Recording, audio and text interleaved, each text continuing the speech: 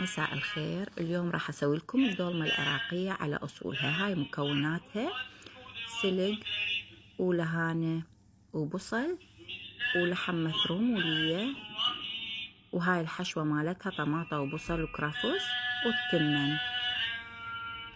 كلها هذه المواد راح نخلطها سوا.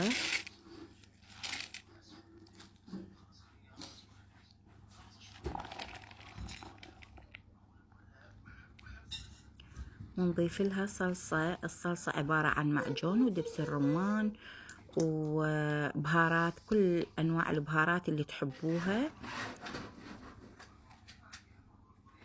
نضيفها كلها على الحشو. هسه نبدي نحشيه. طبعا لمندوزي ضروري تخلونه ملح وكل هاي يعني البهارات ومكوناتها. كملنا، صفطناها وكملناها. نخليها على النار ونخلي فوقها شي ثقيل، نخليها تحمس شوية. طلع هذا المي مالتها، واحنا هم راح نضيف لها مي اضافي حتى تستوي زين. بعد ما استوت وخلصت الحمد لله والشكر، راح نخلي فوقها خبزة ونديرها بالصينية.